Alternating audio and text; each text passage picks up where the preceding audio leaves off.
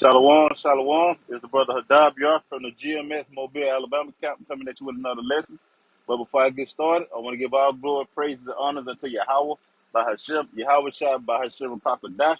Double understood apostles, elders of great millstone who teach and rule well. Peace, salutation to the whole elect that scattered abroad, preaching the truth, sincerity. To you, I want to say shalom. Okay, and I'm going to name this one, The Lord is Coming Through with Street Sweepers, man. Okay, which is an understatement, man, because hey, those street sweepers I'm talking about is not no shotgun, okay, with the drum on it, all the little the little vehicles that come through cleaning the streets. But I'm talking about the weapons of the Lord indignation. All right, I'm talking about the nuclear missiles, man. But getting straight into it, this is Isaiah 13:1, the burden of Babylon, which Isaiah, the son of Amos, did see.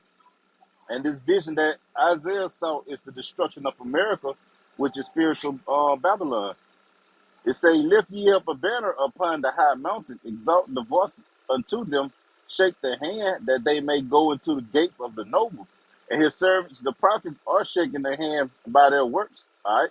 At the elites of this world, telling them that they will not win in the end, no matter how much they try to overcome with their weapons of technology, man. The vision is for an appointed time, and that vision will end with Yahweh Shai being on top, overcoming everything that Esau's army, throws at him, man. Verse 3, I have commanded my sanctified ones, I have also called my mighty ones from mine anger, even them that rejoice in my highness. Going into the Lord's prophets, okay, who was sanctified, from the beginning, okay, who he gonna turn into a sharp thrusting instrument, okay? The fishers that would be the ones that's fishing now, but they will be turned into hunters later. Okay. And his mighty ones are the angels, okay, which is holding back the four winds of destruction, which is the nuclear weapons that will be released during World War III. Verse 4, it says, the noise of a multitude in the mountains, like as a great people, a tumultuous noise of the kingdom of nations gathered together, which is going into all these other nations besides America, that has nuclear weapons, but all these nations will meet up in the Middle East for World War III. But the Lord will direct the nukes to where he wants them to go when he calls them to be released. Okay, it reads, the Lord of hosts, okay, mustered the host of the battle, which is going into going to that word mustered in the blue letter, basically meaning to appoint or assign, okay, the armies of the heathen to the battle, man. Proverbs 21:1. The king's heart is in the hands of the Lord. As the rivers of water, he turned it whithersoever will. Salakia. He turned it whithersoever he will. Okay. So the Lord that's, bringing these kingdoms down to fight to their death, man. Okay. That's the Lord's doings, man. This is verse 5. They come from a far country, from the ends of heaven, even the Lord and the weapons of his indignation, okay, to destroy the whole land, okay, which what I was saying earlier, going into the nuclear missiles, okay, which I call them, street sweepers. That's why I get the title for this lesson, man, which they're literally going to sweep the land of these different countries, but mainly America. And the scripture speaks about how 2 million nuclear warheads, okay, will destroy the daughter of Babylon, which is America, man. This is verse 6. It says, how ye, for the day of the Lord is at hand. It shall come as a destruction from the Almighty. It reads, okay, howl ye or scream you, because when the fire comes upon the earth, that's all you're going to hear, man. That's the only thing you're going to be able to do is scream, okay?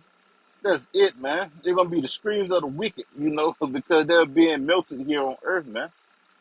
Verse 7, it says, therefore shall all hands be faint, and every man's heart shall melt. Okay? The wicked will be in terrible fear, man. Verse 8, and they shall be afraid. Pains and sorrows shall take hold of them. They shall be in pain as a woman that travaileth. They shall be amazed at one and another. Their faces shall be as flames. Okay? Pain is going to hit like it does a woman in labor, man. You know, they are going to be helpless towards one another, man, with their faces on fire, man. It ain't gonna be nothing that they can do. This is verse 9. Behold, the day of the Lord cometh, cruel, both with wrath and fierce anger, to lay the land desolate. And he shall destroy the sinners thereof out of it. For the stars of heaven and the constellation thereof shall not give their light. The sun shall be darkened in his going forth, and the moon shall not cause her light to shine. And I will punish the world for their evil, and the wicked for their iniquity. And I will cause the arrogancy of the proud to cease, and will lay low the haughtiness of the terrible. Okay, we're just going to Esau Edom, being humbled by the Lord because, hey, Yahweh shall bless him with the fatness of the earth and the sword to rule it, man. Okay, the nation of Edom is a proud people to the point that they literally feel like they can't be brought down. But Yahweh Bashim Yahweh Shai got a spiritual trick in the bag, that's going to wow the nations that live deliciously through America, man. Okay, this is verse 12. I will make a man more precious than fine gold, even a man than the golden wedge of Ophir. Okay, and that man will only be the true servant of the Lord, not a regular man. Okay, not a drug dealer, not a millionaire, nor a bodybuilder. Okay, but the servants that did the will of the Lord, man. It say, therefore I will shake the heavens, and the earth shall remove out of her place in the wrath of the Lord of hosts, and in the day of his fierce anger. Remember me mentioning the angels, okay, that's holding back the destroying wind? Well, the Lord of hosts is his armies, man, which are the Lord's angels. Okay. This is going into how the nukes is going to rock the earth, on every detonation of a warhead, man. These nukes are coming with a great force. This is Revelation 9 and 15. And the four angels were loose, okay, which were prepared for an hour and a day and a month and a year for to slay the third part of men. And the number of the army of the horsemen were 200,000. Okay, going to how many that's going to destroy America, man. Okay, multiply, all right, 200,000, all right, times 1,000, man. That's going to give you 200 million, man. All right. And I heard the number of them. Why? Because they was going off, man. Verse 17, they say, and thus I saw the horses in the vision, and them that sat on them, having breastplates of fire and of jacinth and brimstone. And the heads of the horses were as heads of lions, and out of their mouths issued fire and smoke and brimstone. Come on, man. All right, going into the strength of the nuclear weapons, man. Verse 18 to say, by these three was the third part of men killed, by the fire and by the smoke and by the brimstone which issued out of their mouths. For their power is in their mouth and in their tails, for their tails were like unto serpents and had heads, and with them they do hurt. God.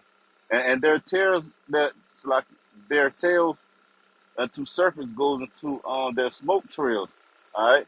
But their heads is where their power lie, which was likened unto a head of a lion.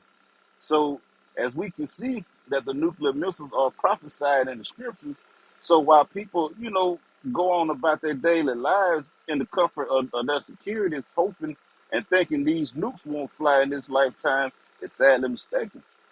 Okay?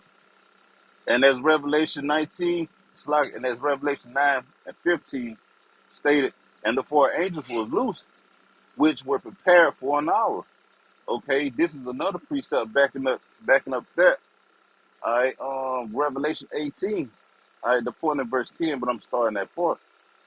Revelation 18 and 4. And I heard another voice from heaven saying, come out of her, my people, that ye be not partakers of her sins, and that ye receive not of her plagues.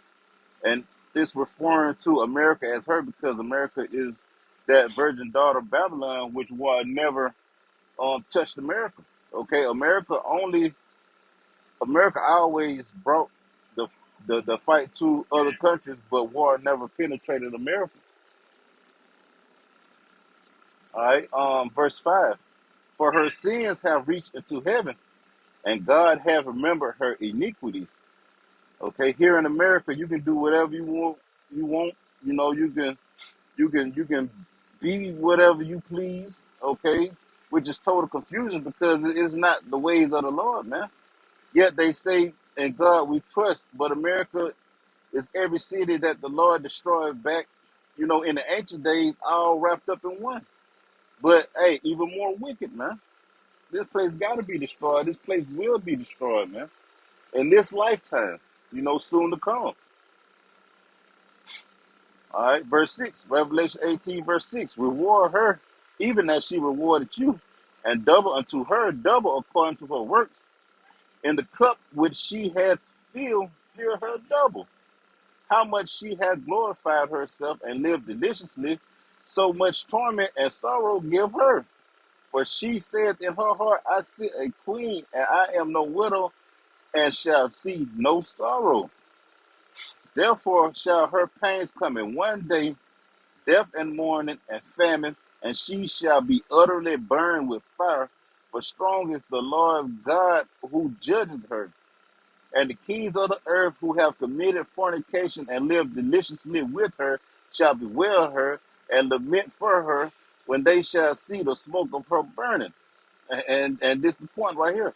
Verse 10, standing afar off for the fear of her torment, saying, Alas, alas, that great city Babylon, which is America, that mighty city, okay, which is America. Ain't no other city, mighty, beautiful and gorgeous, as America, And they say, for in 1 hour is thy judgment come.